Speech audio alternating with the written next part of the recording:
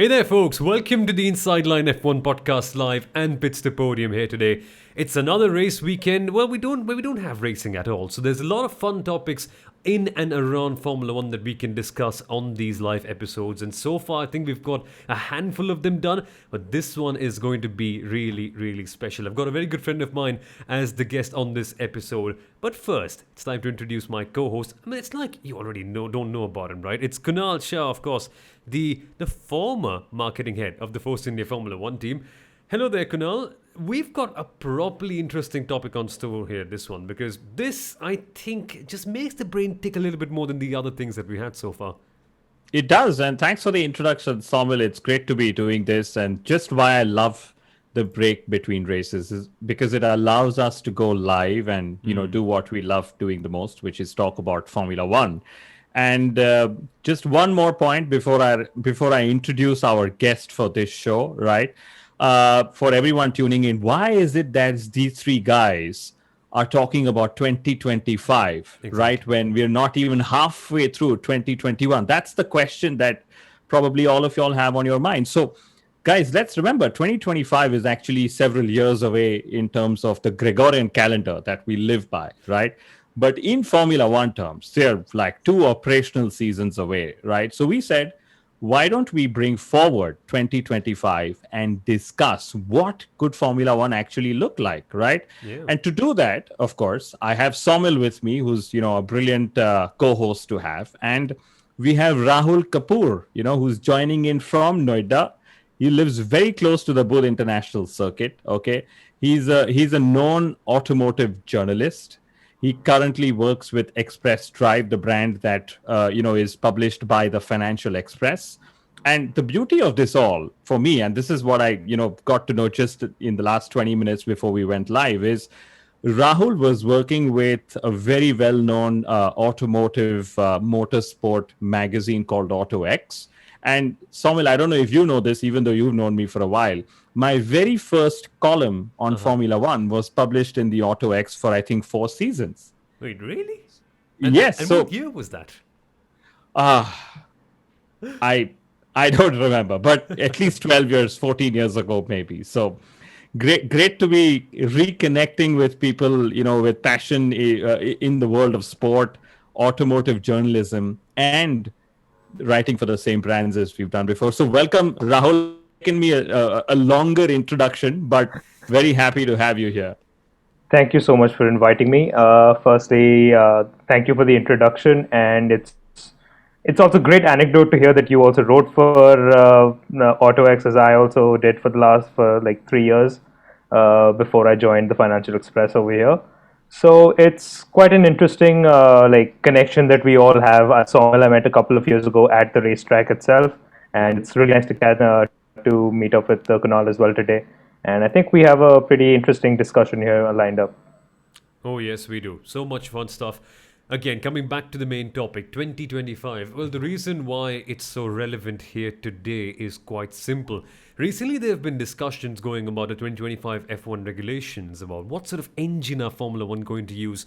Is it still going to be road relevant? And this got us thinking, well, engine aside as well. Okay, we're going to speak a lot about the engine. It'll probably take around 10 to 15 odd minutes. But what about the drivers? What about the teams that are going to be there? What will 2025 look like in terms of a competitive structure as well? Because remember, budget caps could be coming in. Maybe sprint qualifying could be the new norm, the new reality in that day. So we've only got so much to speak about today. And let's begin. Let's actually firstly talk about the technical side. I think that really has to be the most relevant topic right now. And this really is a major debate. Rahul, you work in the auto side of things. Yeah. You know how motorsport and the automotive world are so linked together. Formula One, of course, having a big history in the past of racing on Sunday and selling on Monday. But now, finally, this is an interesting question in my mind. Is it really worth it to go road relevant? Because if you had to go road relevant, probably electric would seem like the way out now. Yeah, I mean, going electric would be the way, but even though many people and many manufacturers are going all electric in Europe, the internal combustion engine is still here to stay. And I think Formula One, from being a pioneer of motoring and in terms of technology, has always been in the forefront. Right now, I think it is, well, Formula E is there for us for the electric part. I think Formula One now has to take the step to create the longevity of the ICE to help sustain it as long as we can till we get to a point where electric cars are completely abundant around the entire world. It might be in Europe that electric cars are pretty much the norm, and even some parts of the US. But I think it's still a while away for the entire world to adopt electric vehicles. So I think Formula One spearheading the sustainability of the ICE, I think it is going to be road relevant for 2025 for sure. And so, Kunal, this sort of brings in a question, right? Now, all the teams and manufacturers are saying that there's going to be a lot more of electrification going on. So the hybrid component, well, it may feature more of electric than petrol. I mean, at least in relation to the current composition that we've got, really. But do you still think hybrid is the way out? Because honestly, in terms of road, it seems like a weird stopgap solution for now. And when there's talk of biofuels coming around that could potentially help F1 well, achieve the sustainability goals, but also have that zest of the noise in, do you think it's the right way around hybrid? I loved how Rahul put it that Formula One needs to champion and increase the longevity of the ICE or the internal combustion engine, right? Because yes, electric is the big push for the future, but how many countries are actually adopting, electric vehicles as rapidly as, we are all making it out to be? And I must say this, I'm saying this sitting here in Oslo, which is probably the electric car capital of the world, given just the number of electric cars that, run around in the city out here.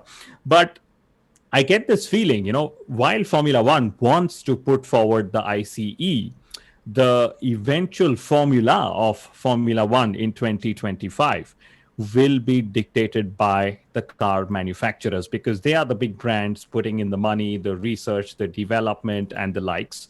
And like Christian Horner said, it's soon going to turn out to be Formula E in Formula One because of the increase in electrification of the power unit, right? And all said and done, I mean, beyond the point, as long as they have high revving, powerful, good sounding engines, right, which are probably the three key criteria that we need in power units in Formula One. The one big element that Formula One will try to correct is on the political side of things and the financial side of things, right? So the current hybrid turbo power units are extremely expensive. They're like 2 or 3 times more expensive than the V8s that we ran before. So, since Formula One is on this whole cost cutting and budget capping drive, they will want to try and reduce the kind of expense that goes with regards to, these power units. So that's number one. But the even more important part that they will want to try and fix is the whole political battle that goes on in the paddock, because you have Ferrari and Mercedes on one side and you have pretty much everyone else on the other side. And I've said this several times before, but Ferrari, Mercedes are controlling the competitive quotient of Formula One by having the right to say no to supplying a power unit to a competing team, right? So we've seen this in the case of Red Bull Racing, a clear example, right? Forever since the hybrid turbo era started, they've been wanting a powerful unit. And, Ferrari said no to them. Mercedes said yes. And then, they said no. And we've seen how they've struggled. And then suddenly this season, we've seen them, come up with a brilliant package supported by a Honda power unit. And now we have a title battle in our hands. And that's something we've been wanting in Formula One since the hybrid turbo era started. So to me, even correcting the financial and the political equations is what Formula One will be looking to do with the new formula in Formula One 2025. Too much of formula, but yeah, that's the world. A bit crazy to think, right, about how, I mean, on the surface at least, how flawed it may seem right now. But again, speaking of just this pool of manufacturers now, I think there's a good chance that Audi or maybe Porsche could come into Formula One. There's genuine talks about that one. And largely down, it will just make sense for them to make sure that things are aligned with their strategy, which makes it a bit more fun. That Audi has actually left electric mobility per se in their sports marketing side. They've left Formula E and they're focusing more on something else. They haven't quite said what it really is. So maybe Formula One just has to identify what these manufacturers are really looking for in terms of that, and hybrid could actually be the way out. Who knows? Yeah, I would say that that is quite an interesting thing to look at because, firstly, the few topics that you need to take into consideration. Firstly, Stefano Domenicali, who is now leading Formula One, he has spent time with Audi. Then he was Yep. leading Lamborghini, and now he's taken over Formula One. So he understands what Volkswagen Group wants from the future. Second is Porsche has been developing biofuels, synthetic fuels recently that they've come out with, which they think could help in the sustainability of the engine as we know it. So these are something that's going to influence if Volkswagen is going to enter with one brand or the other. Which brand is going to come in, we don't know. If Volkswagen will actually come in, we don't know. It's all down to timelines and the financials that they need to work out, and if it aligns with their philosophy at the end of the day. So it's anybody's game at the moment. We can't really predict if that's going to happen. But I mean, Volkswagen were also involved in the hybrid era when when the discussions were being had for the current powertrains, but it didn't align with them then. So maybe Stefano Domenicali may have something that he knows that should help, but let's see. It's sort of conflicting, isn't it? Because only a couple of years Exactly. ago, after Dieselgate, Volkswagen came up and said that, okay, we're going all electric, no more combustion motorsport ever. Then, of course, they're ending up pulling out their brands from Formula E, which sort of doesn't give out the best impression. So, what's really going on there? Uh, it's it's kind of a complex situation because they had to meet certain norms. They were given certain targets to reach to help clean up their mess. So as you would like to call it, but I think they've done pretty much what they needed to or reach the targets. And I think if the Volkswagen Dieselgate didn't happen, I believe firmly that the forefront that we see of electric cars in the modern day, it would have been at least another 10, 15 years down the line. Because that was a pivotal role in the automotive industry, which changed. It was a paradigm shift in the entire structure of, and also Tesla.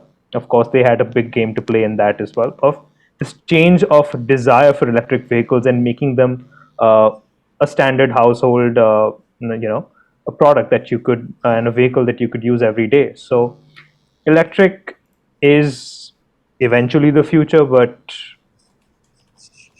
I just don't know at the moment. It's a bit insane to I think of it. Yeah, Yeah. I have a question to ask both you gentlemen, right? Yes. Does it seem like it's going to be either one of the Volkswagen brands joining Formula One? Okay. Or do you think there could be an outsider like a BMW or maybe a Toyota or maybe even Honda making a comeback to Formula One? Because all along, it's only been these Volkswagen brands that everyone's hoping, join the Formula One bandwagon and then sort of have more brands for us to cheer for. Do you think there could be more brands coming in? Or and of course, which brand would you love to see in Formula One? That's an interesting one. Why don't you go ahead first, Raul? Well, one thing, starting with the last question that you asked, which brand I would like to see, I would say let's have a battle between Ferrari and Lamborghini in Formula One. That would be Yes. interesting. If the Yes. Volkswagen Group comes in, they have three brands at their disposal. They have Lamborghini, Audi, and Porsche. Porsche would be interesting, but I think the battle between Ferrari and Lamborghini win on Sunday and sell on Monday. Kind of, that's the real fight that's going to happen at the end. Um, then, when you think of Honda, well, what we know so far is that for the next year at least, Honda's still going to be helping Red Bull design and not develop, but like Yep. manufacture the engine for them. So Honda's still here in the back for the next year. If it aligns with their future, maybe they can. It's not like Christian Horner in a recent interview didn't like shun it out entirely that Honda's like never gonna come back to Formula One. So you never know. But it's all down to Honda and their finances and their desires and the technology itself if it meets their requirements. Got to wonder, right, which way things are going to play out. I don't know. I think I'm going to answer the first one first. It's a bit insane, maybe, to think of BMW and the likes. BMW, I don't understand which direction they're going in right now. In one side, they just back the I range pretty heavily in terms of all their electric stuff, but then they're sort of not very confident in terms of Formula E. They're promoting their petrol-based vehicles a lot more. I'm sort of conflicted about where they really are, so I can't quite comment on that. But maybe, who knows, finally, if Toyota, I mean, when Toyota, of course, starts to focus more on hybrid and electric vehicles, more on a sporty side of things, which they eventually will have to at some point, I think maybe we could see them somewhere down the line, perhaps 27, 28, who knows? I mean, again, it's just a wild guess at this stage. And I'd really love to see them back in Formula One, to be honest, because the last time they were here, played the cards very, very wrongly and ended up being a political nightmare for them. But really, this time coming back in, and of course, when they focus more on sporty hybrid vehicles, maybe this could be the way out for them. But it's just a very intriguing thought to think about. But what is your take on this one, Kunal? Who would you love to see in Formula One back again?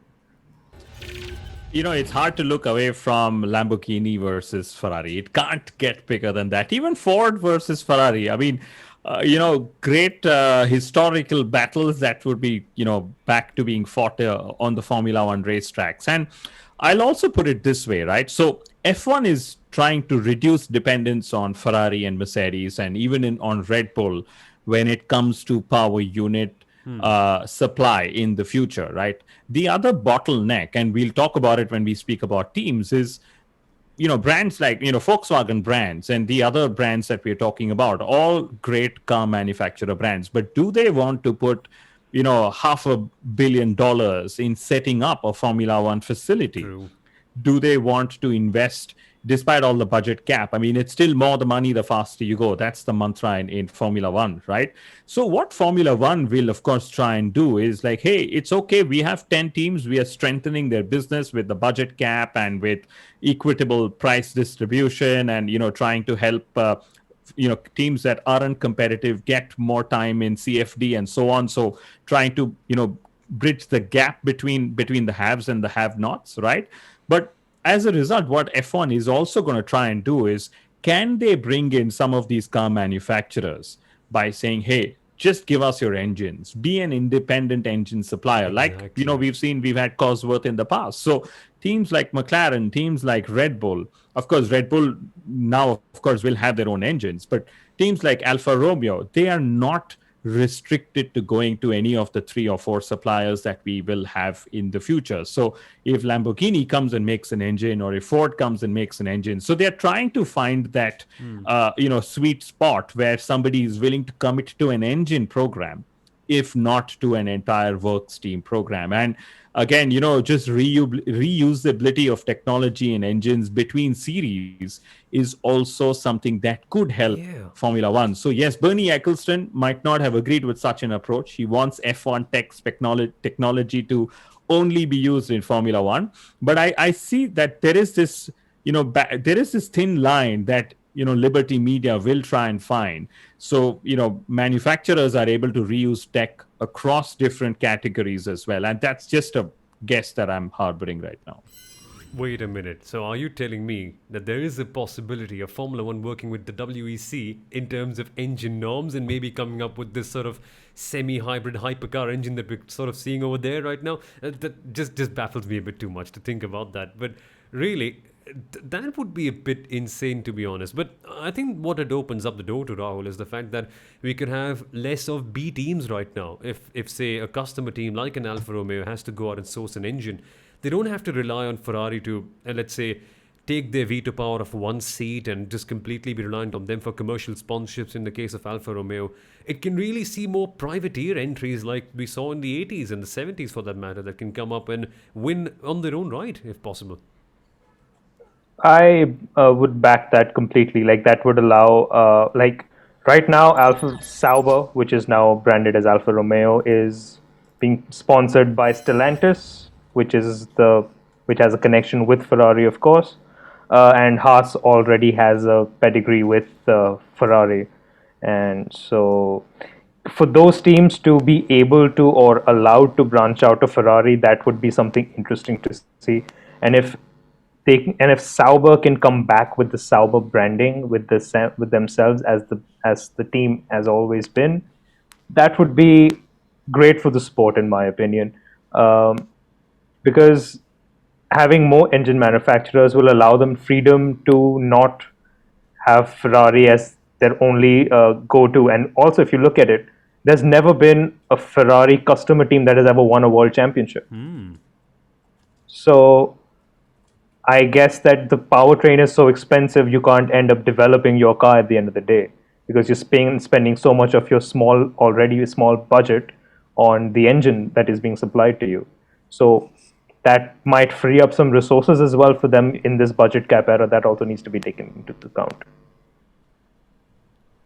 Really, that's such an important point right there.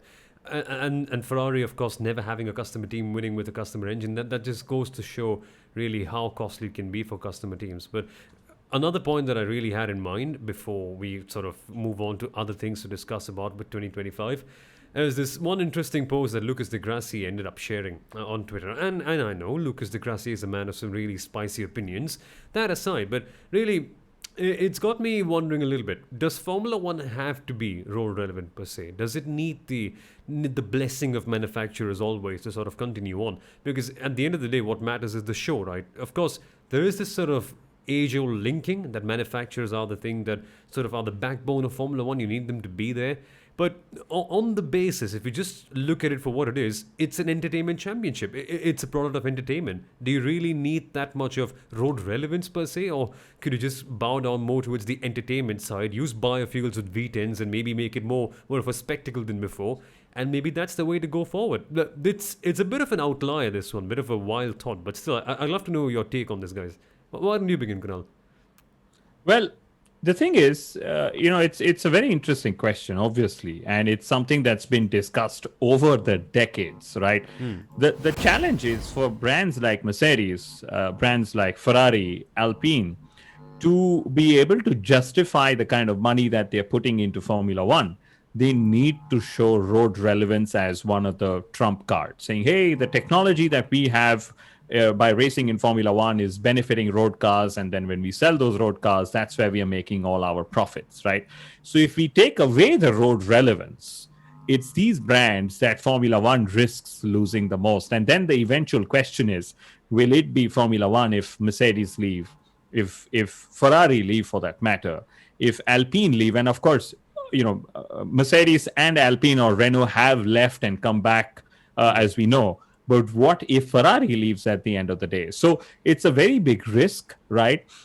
It's about saying, what's a car race if you don't have car manufacturers involved and Red Bull and energy drinks companies building cars that are winning world championships? So that's a risk that Formula One wouldn't want to sort of end up taking, right? You need these car manufacturers. In fact, one of the reasons why Formula E became very big in the initial years was just because of the fact that they had more car manufacturers involved in the racing. And I remember there used to be this joke that there are more manufacturers involved and interested in Formula E than fans themselves. And that's how it started off back in time. So I think road relevance will be there. It will always be a thin line between sport and entertainment and road relevance. But that's like every business. There isn't just one factor that's going to keep driving it forward. They will keep it very relevant. And with cars looking good, with racing seemingly becoming more interesting and challenging, it is something that we will see more brands wanting to get involved. So why do things that eliminate car manufacturer brands, right? You only do things that sort of make the sport more appealing. And since I'm talking about Formula E, it could very well be that we go more and more electric, and the ICE becomes less relevant and less important in the whole scheme of things. but the ICE will remain there because Formula E has the exclusive rights to an electric racing championship that is Yeah. sanctioned by the FIA. But that said, Formula One and Formula E are both owned by Liberty Global, right? They share the same super boss, if that's the correct terminology to use. So maybe 2025 could well see a merger. God knows. That's a big one out there. But my genuine question on this that I can immediately think of before I come to you, Rahul, from you, Kunal, is F1 too reliant on manufacturers? Because in the mid 2000s, it is no coincidence that that really was the prime of F1 per se, in terms of viewership figures back then, in terms of peak interest, in terms of ticket sales and the likes. Of course, it was the Ferrari domination, but that was when we saw the most amount of manufacturers come in, TV deals in Formula One extend all over the world. There is some sort of a direct correlation between manufacturers and Formula One prospering, but really, it sort of creates this weird situation where smaller teams can't thrive. And if the sport, again, if you limit the number of winners, it's sort of taking away from the show. And people, I mean, they come in to watch a show eventually, not just a few manufacturers racing at the end. I mean, that said, Soumil, at the end of the day, what's happened in the past was not a lot of science that went in. We were dependent a lot on, luck. And there's always a saying that things happen by accident, but can we make them happen by design, right? And that's the approach that Liberty Media are typically bringing to Formula One. Like the 2022 rules that we are all eagerly waiting for are probably the most researched rules ever in the history of the sport. So for me, I would love to see car manufacturers being involved. Like I said, if cars go racing, but without having manufacturers build those cars and manufacturers that we know, it just seems a little too odd, right? It's like having a fizzy beverage that's not made by Pepsi or Coke. It's just one of those marketing branding related perceptions that we all carry as humans. And your thoughts on this complex issue, Rahul? I would actually second everything that Kunal just said, because branding and relevancy have to go hand in hand to draw the crowd. I mean, for newer audiences, okay, let's say you have Haas, Williams, and Sauber racing in the front row. The new audience has no idea what's happening, who these people are, and they need to be informed. When a new audience sees a Mercedes that his dad drives against an uncle who's got a Ferrari, and they're competing against each other on the racetrack like that, he can make that comparison in his head. So that draws him into the crowd, into the sport. So it's a psychological thing that also needs to be taken into account for the entertainment value. So manufacturers, apart from manufacturing prowess of what they offer, also the budgeting that they are to develop what they can, what they have to offer, they are required for the sport for sure. Without them, I don't think it's sustainable for the future for the sport or any form of motorsport. DTM works because of Audi, Mercedes, and BMW. The three brands. Extreme E. That no auto brands. I don't think there are any big auto brands actually making. What do you call it? I think Cupra is one of the brands that is there. But other than that, there's no major auto manufacturer. You have Rosberg, who's got a team. Lewis Hamilton has got a team. The big names in motorsport, but not global big names in everything else. Right? So you need a good racing driver, good technology made by a manufacturer to draw the crowd. Extreme E is doing a very good job of what they're doing, but it's that branding is where they're lacking. But again, I know at this stage we have to move to speak about other things, but it's popped up another question in my head. Formula One needs manufacturers, but do manufacturers really need Formula One right now? I can go with that, Soumil. Given how I've actually had this discussion several times in the Force India meetings when it was there, right? And we were a privateer team. Now it's become Aston Martin, as we call it, right? And I think there was this very interesting quote that Ron Dennis had made several years ago. He said that if McLaren and Mercedes, this was back in McLaren Mercedes times, right? If they were to buy all the editorial space that they get world over for competing in Formula One and having great results, they would need to spend, I think he said 5 times or 50 times their budget to get the kind of reach that they get from Formula One. So Formula One in itself is a fantastic visibility platform for all the brands worldwide. That's also one of the reasons why Alpine, despite having wanting to win for the last 10 years or whatever years they've been around, are still sticking by saying, okay, when it is that we end up getting onto the podium and we get those spikes in our careers, right, is when suddenly there's a blow up of PR, a blow up of expectations, a lot of positivity around the brand,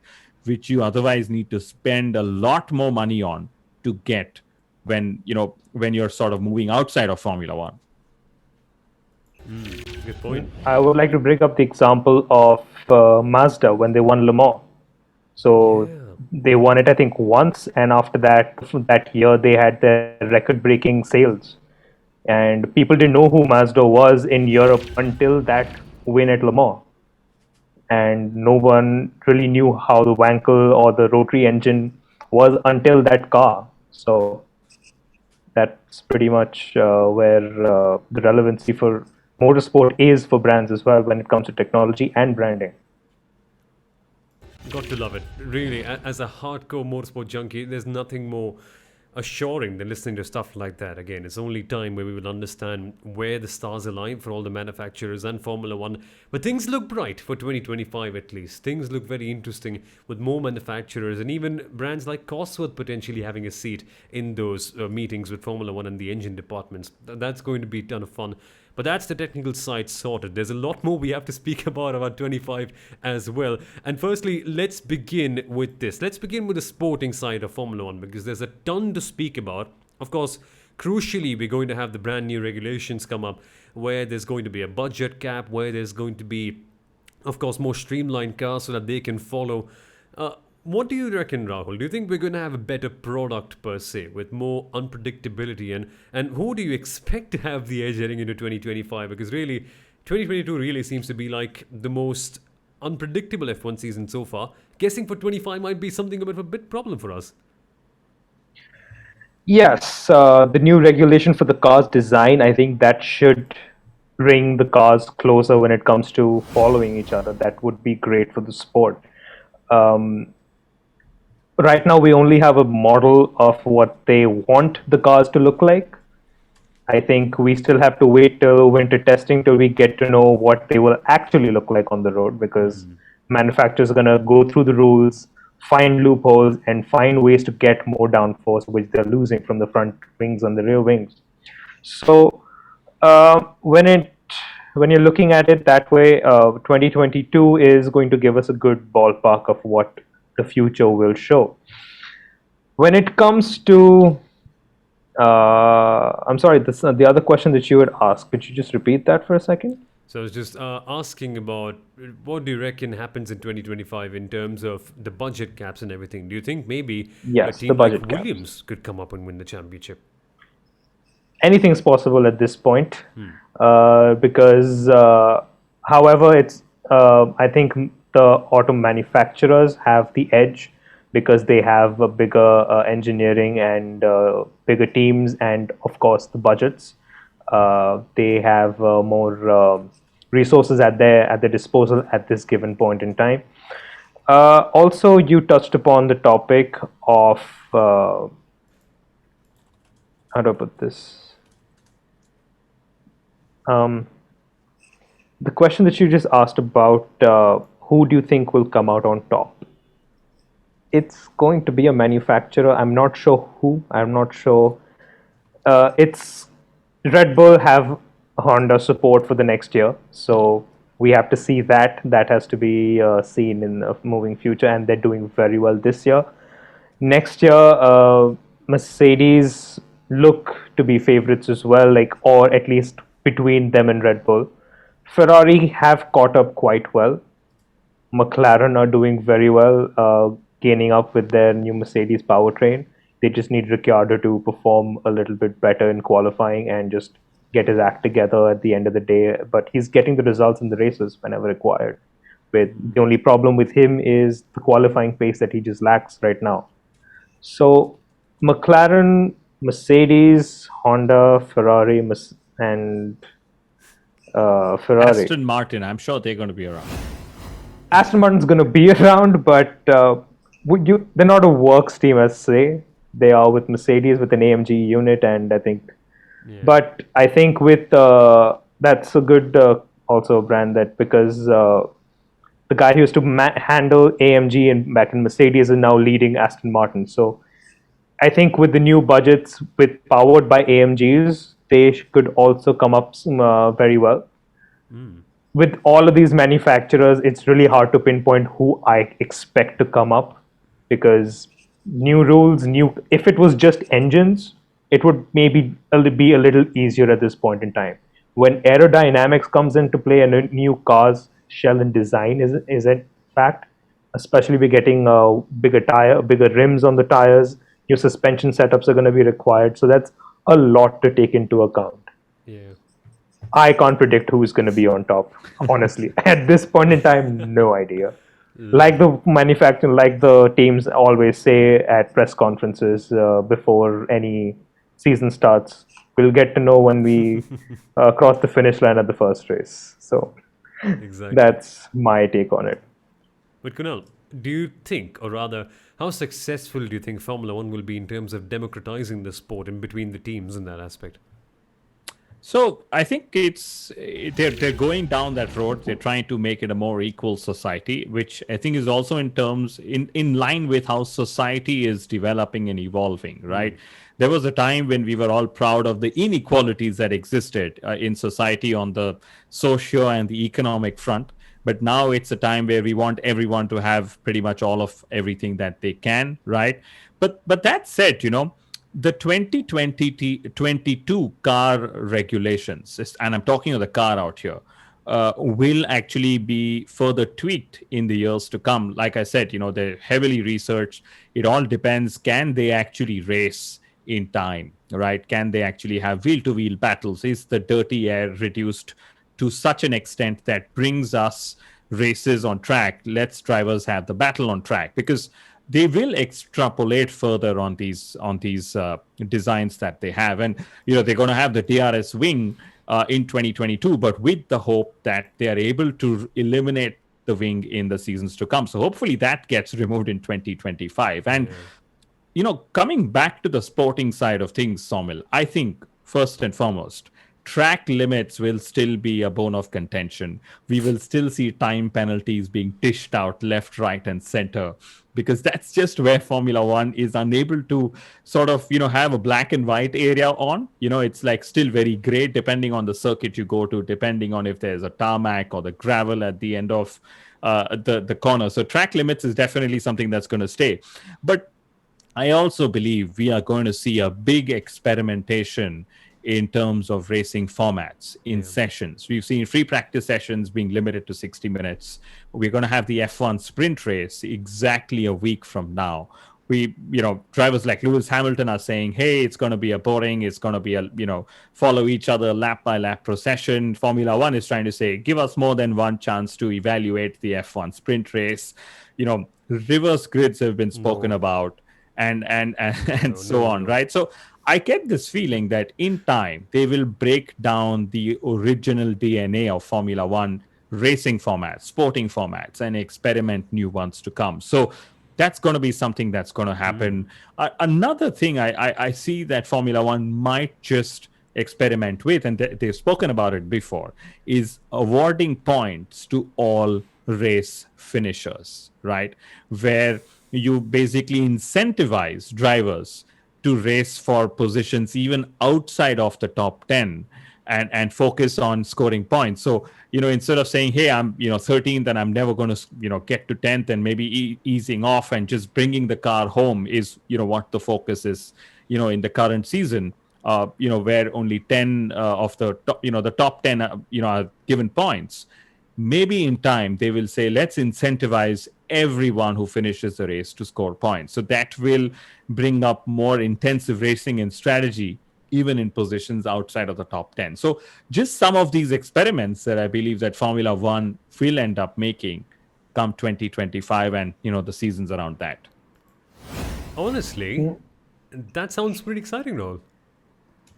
It does, but I would argue against the awarding points to everyone who finishes because, let's say, for example, if Lewis Hamilton is like 5 points away from the World Championship at the end of the year, he'll just cruise himself to 13th and maybe he'll win those 5 points and he'll call it a day. So that's something that will also need to be taken into account. When it comes to sprint races, I think it's we'll have to see what happens in Silverstone because of the park forming regulations that we have with after qualifying on Friday.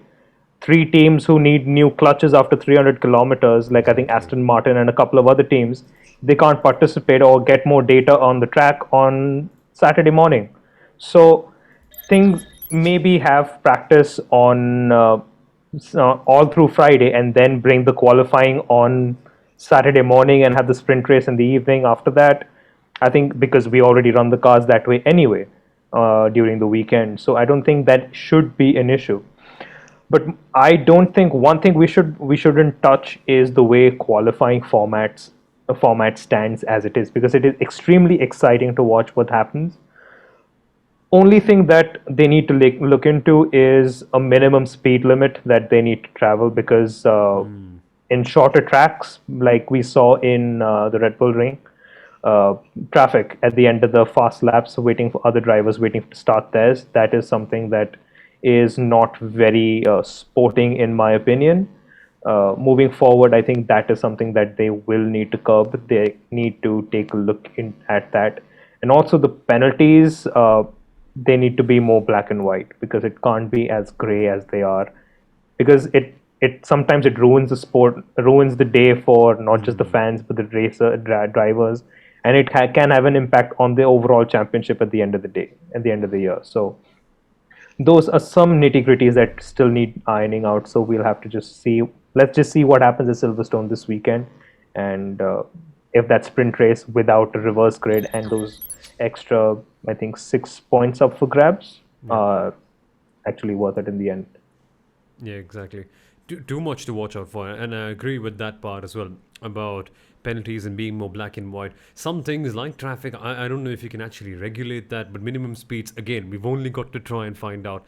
I love this side that Formula One are actually going for it. They're trying new things in terms of marketing, in terms of sporting formats, but I agree, qualifying should not be touched upon. But then there are other fun things to discuss about 2025 as well, namely the talent, and there is a ton of it on the way. Now, this is where we normally might end up speaking a lot about the young drivers coming in, but before we get to the young drivers in 1 second, who do you reckon, guys, from the current lot? Of course, we do expect someone like Lando Norris or for that matter, even someone like George Russell to be at their peak of their powers in 2025. Well, who do you expect stays? Kimi, perhaps? Who knows? He could stay by 2025. Unlikely, I know. But still, which do you think of the older lot will end up staying in Formula 1 by that time? Among the current lot, I think Verstappen's here to stay for sure till 2025. Definitely, he's got a lot to show. Lewis has signed a 2-year deal, so he's got 7 world titles to his name. He's only signed, I think, the 2-year deal because he's received a challenge from Verstappen to keep going, and that's given him motivation. It depends for Bottas if he wants to, if what the future holds for him, if he can stay with Mercedes or will Russell take over from him and he swaps. We're hearing reports of Mercedes might announce their second driver this Thursday. So we'll have to watch out for that. That should be an interesting revelation coming up.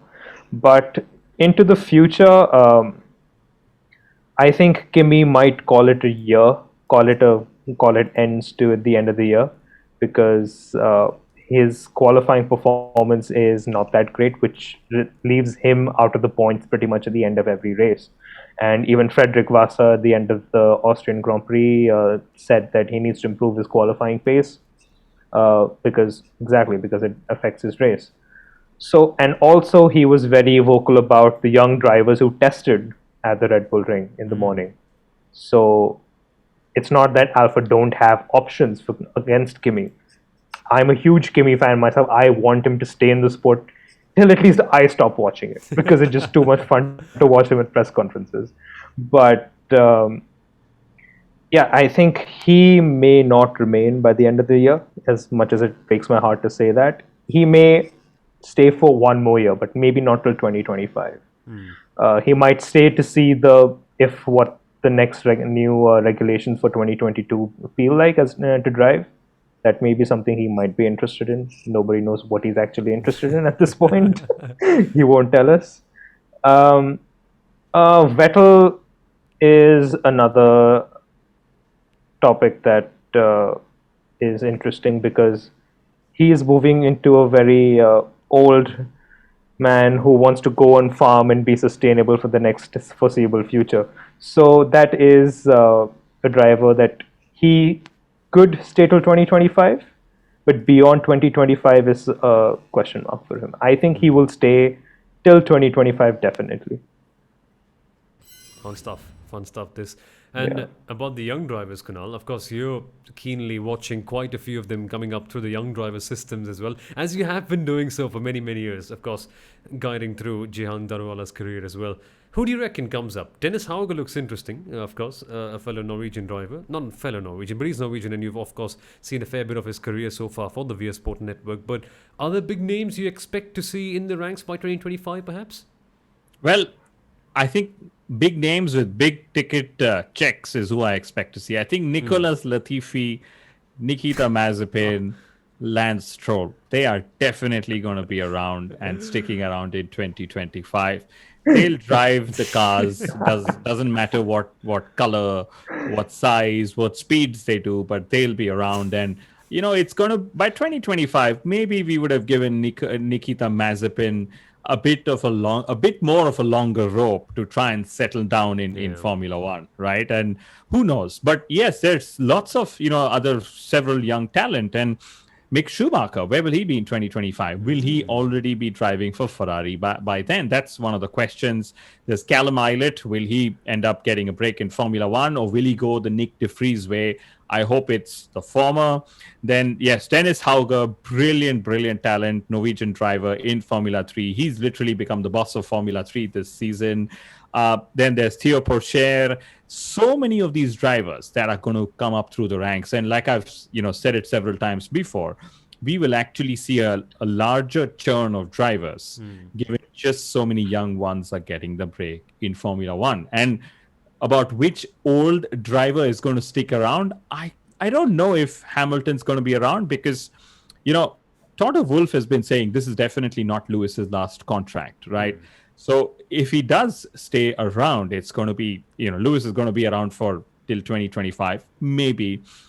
I hope it's not Kimi Raikkonen because I think he's sort of washing away the Iceman legacy that we all have grown up watching him for the last 20 odd years that he's been racing as well.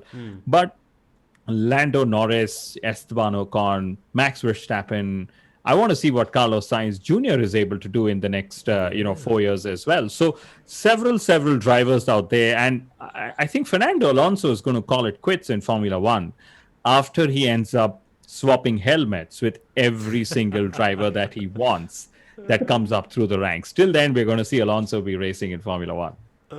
My word. One question that brings up is with so many young talent already in the pipeline, and also I think Guan Yu Zhou is very pivotal to the sport moving forward because if he comes up into Formula One, it also opens up more followers from China, which is a huge market for Formula One. Yeah. With all of these young drivers coming up, people are talking about Alex Albon as well. Is there any room for him in the future? Ooh, that's a spicy question. It depends on how long of a rope they want to give to Yuki Tsunoda right now.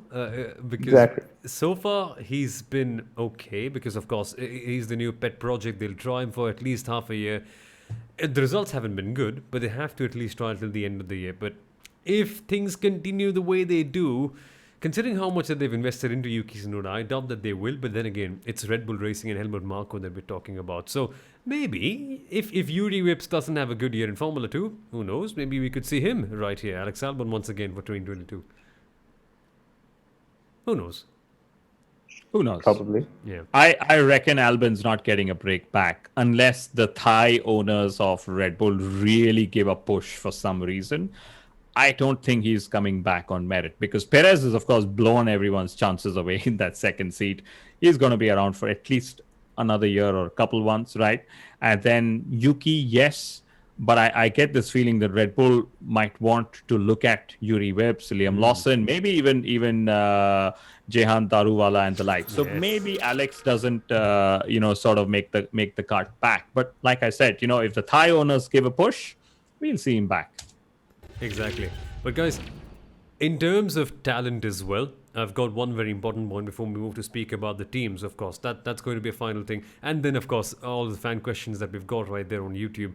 But in terms of talent, it's not just the drivers. Formula One, of course, now has opened up its doors to lots of people of color, different genders, different race religions, which is a thing that wasn't existent in the past. And now, in terms of engineering roles, in terms of coordination, logistics, all those aspects as well, it's amazing to see that Formula One teams are just being more open, Kunal, in terms of those sorts of talents as well. And that genuinely could see properly, one would call a very harmonious society of sorts, a diverse one by Formula One in 2025.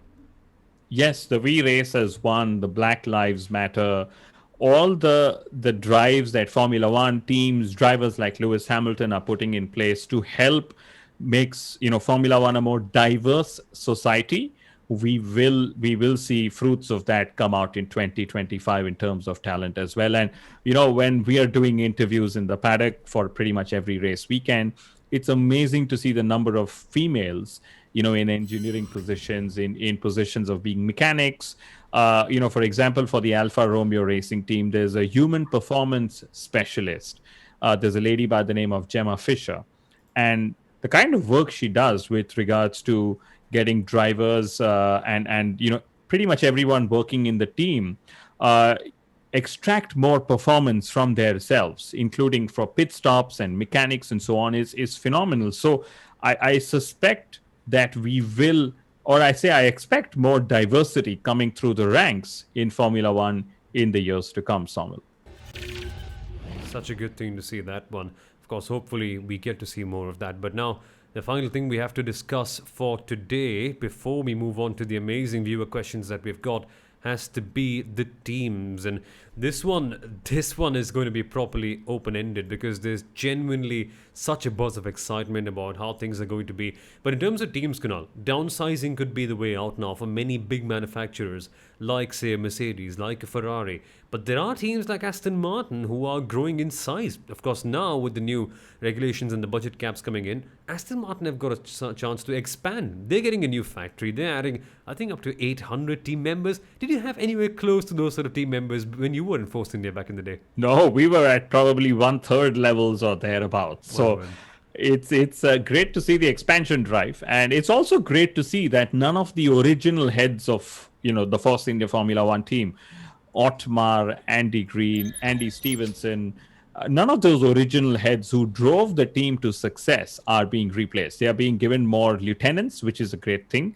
And, for 2025, I hope Formula One is able to fix one very, very big problem. And it's actually a twofold problem. But I'm just going to say it as I think, right? Maybe Formula One needs 2 more teams and 4 more cockpits to sort of have space for the young and the old super talents that we've got in the sport. You've got drivers like Hulkenberg. They'd love to make a comeback to Formula One. They just don't have a seat. There's drivers like Callum Ilott waiting in the wings as well, right? Stoffel Van Dorn and the like. So, of course, I can name a list of people, but the big challenge that Formula One hopefully is able to solve by then, guys, is the fact that we have 2 more teams racing in the sport. 12 is more of a comfort number in case one or team drops off at some point.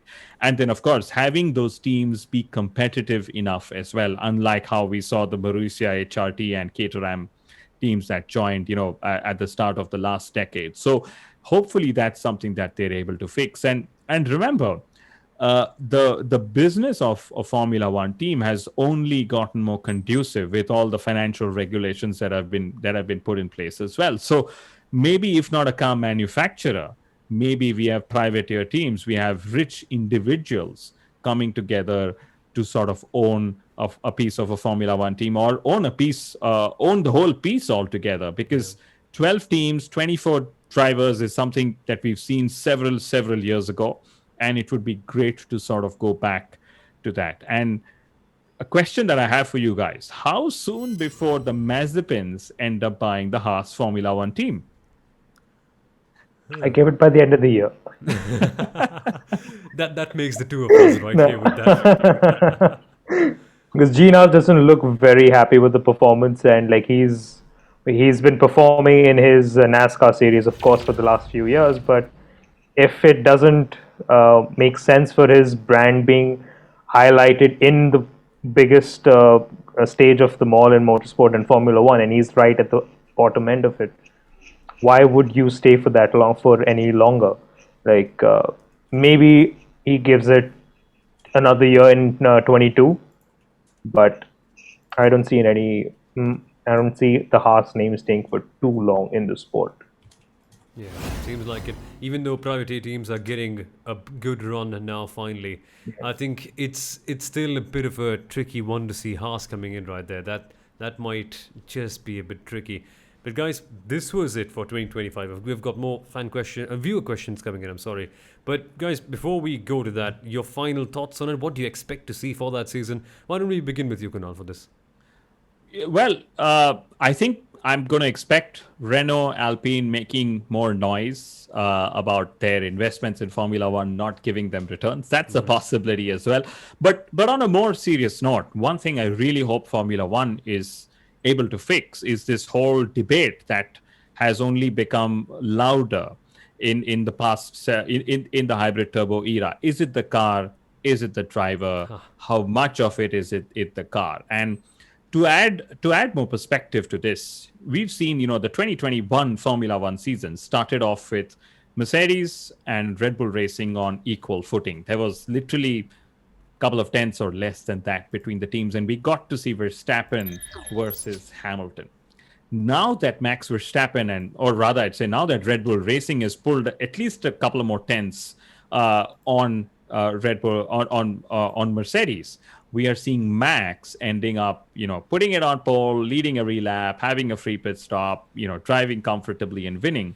And now the chat is all about Lewis saying, yeah, but we don't have the pace, we don't have the car, we don't have the upgrades, right?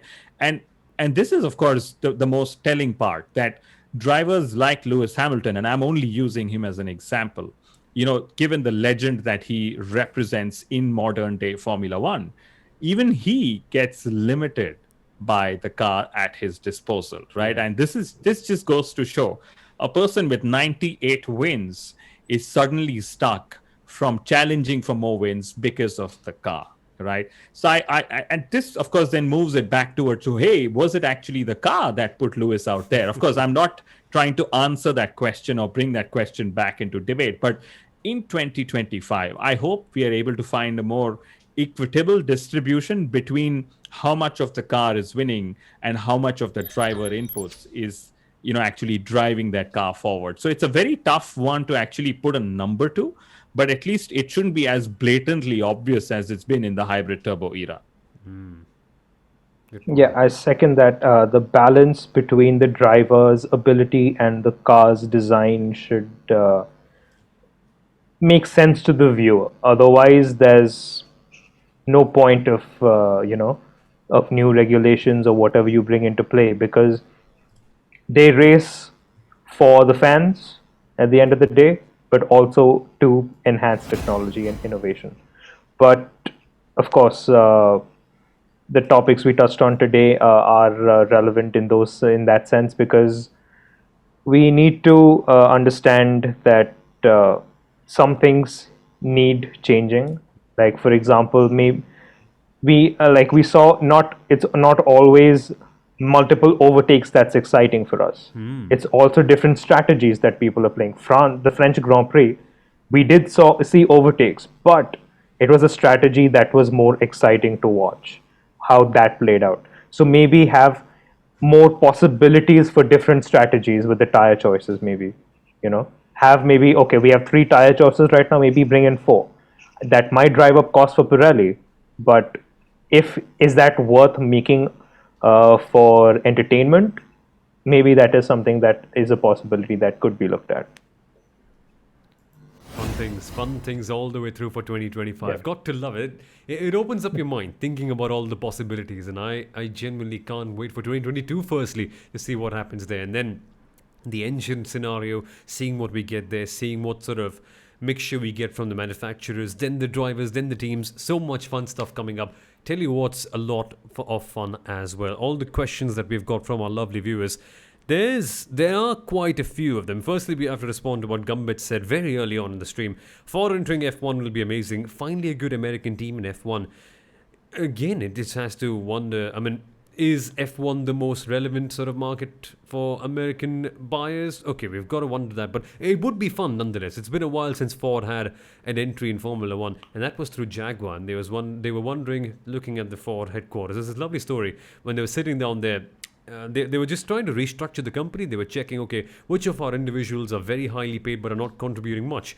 And so in the Ford headquarters back in Detroit, they saw one name, Mr. Eddie Irvine. And they're like, who's this Mr. Eddie Irvine? Why is he earning 7 to 8 figures every single year? That's when they were told that Eddie Irvine was a Formula One driver for the Jaguar F1 team owned by Ford back in the day. And they were clueless. So let's hope if they come back, they are a lot more involved than they were the last time out. But now comes a question, of course, from Pratham. Will Ferrari be the only engine next year before the freeze without the split turbo configuration? If yes, why? Okay, I think this is a very good question that I luckily just happened to read upon a week or two ago. Ferrari, initially they wanted to go with the split turbo approach, for this year, but they thought that it would be better to spend their design tokens more on the rear suspension. They thought that could contribute a lot more to their car performance. So that is what they did eventually. And they are eventually finding out that, well, it makes more sense to put their tokens onto other aerodynamic parts instead of the engine for 2022 as well. So that's why they're not putting too much focus on that. Maybe they think there's a lot to gain on the design front, perhaps more than the engine side. So that's why they're going for that approach. But clearly, Rahul, it's not impacting them that much this year, and they've been decent enough on the straight. It's mainly just their tire management that's been the major issue. Yes, I don't think the engine needs. Of course, the engine needs some work to bring it at par with Mercedes and Honda, but they have improved immensely. If you look at the performance from last year to the 6 races we've had this year, so they spent their tokens on the rear suspension, of course, but Red Bull spent it on their front nose, and that has given them a lot of advantage in the this year. So maybe in next year with the new regulations, with the new design, it could be a different story. Maybe it doesn't matter if you have a split turbo design in the future. Exactly. But guys, what do you think about F1 potentially thinking about scrapping their Q2 tire rule? This is a question that Pratham has asked. Pratham has been very active, and that's been lovely to see. Thank you so much for coming on, Pratham. But I'll go to you for this one, Kunal. Do you want to see that happen? F1 scrapping their rule of the tire on which you set your fastest lap in Q2 is the one you start on if you end up finishing in the top 10 in qualifying.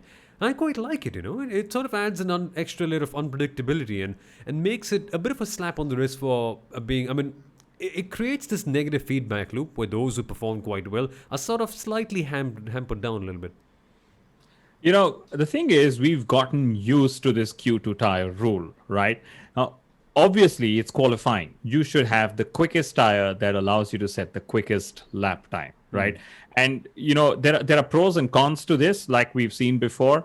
Ideally, I would want to go back to that. Everyone put the softest tires on you can. And of course, when I say softest, I also mean most durable, because sometimes we've seen that a medium tire can get you a better lap time, right? So just go back to that rule, and it creates a bit of a deficit in terms of strategy, especially for drivers who are P11, P12, wanting a free, tire at the free choice of starting tire and so on.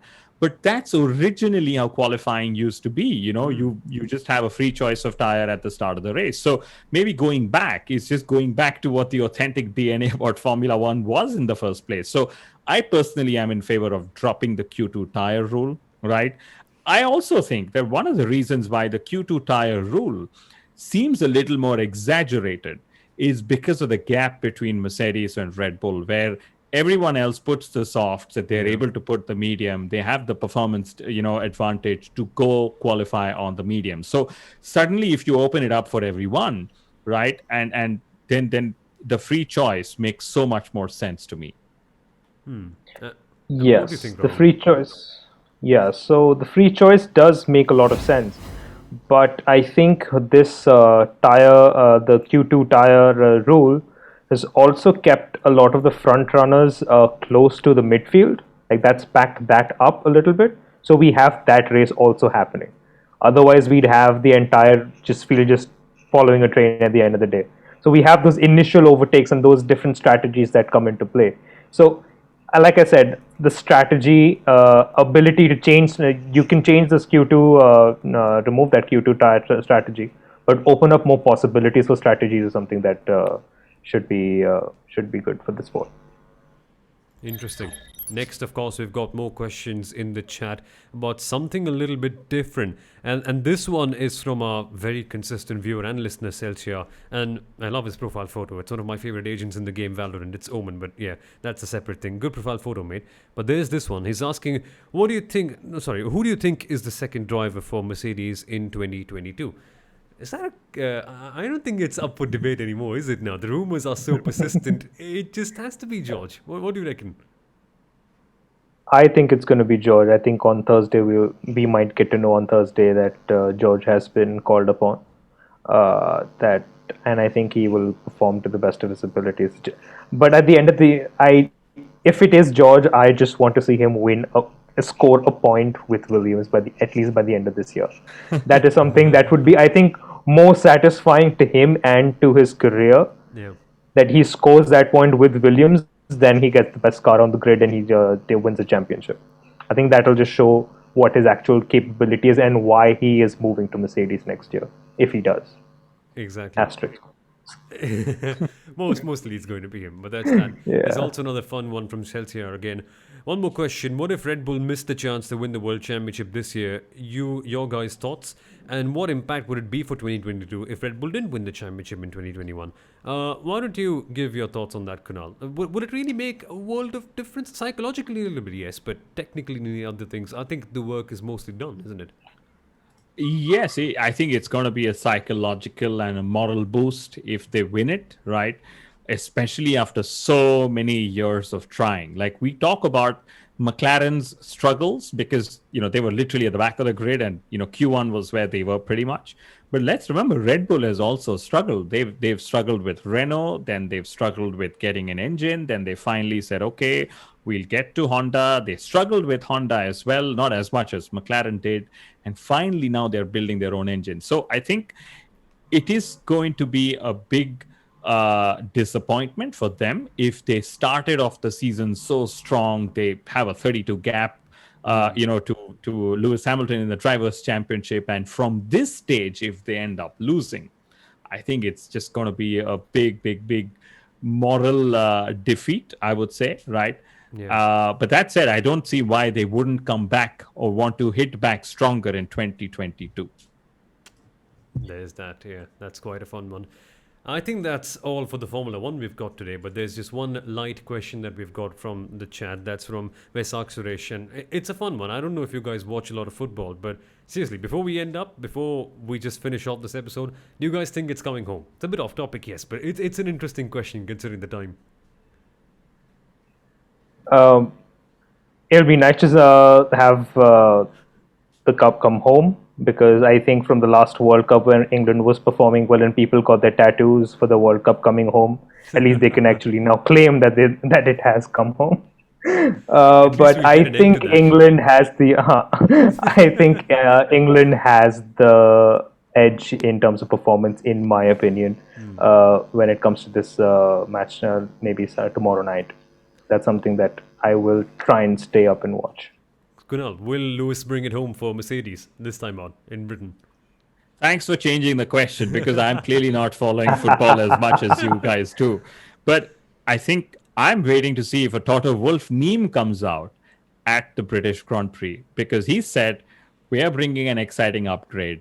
We're going to finish 1 and 2 and 30 seconds ahead of the field, something that they've been doing for so many years. So if that doesn't happen, we're going to tell the social media guys to make that meme, Soumil, because it just shows Toto Wolff, he's been put under pressure. He's feeling that mighty challenge that's come from a Red Bull and a Verstappen, and I'd love to see how they respond. And mind you guys, I want a fight. I don't want Verstappen to run away. I don't want a Hamilton dominance to suddenly flip into a Max Verstappen dominance, winning 5 races before the season. So for Formula One's sake, for my sake, for our sake, I hope that there is a battle in Silverstone. Well, as all my classmates, all the girls in my class used to say, we're just here for the drama. Maybe that's just the case that we're here for in 2021 and 2025. But that's it from us here today, folks, on the Inside Line F1 podcast, live and Pits to Podium.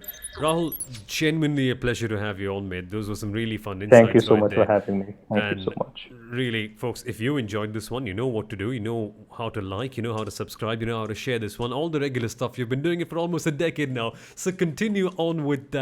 And we shall see you not too long now, is it? Just a couple of days until we get to Silverstone for our race preview. So stay tuned for that. But Rahul, thank you so much for being a part. Thank you for being a part of this as well, Kunal. And we shall see you in a bit. Thank you. Thank you, gentlemen. Enjoy the football. We shall. Look forward to seeing you guys again soon.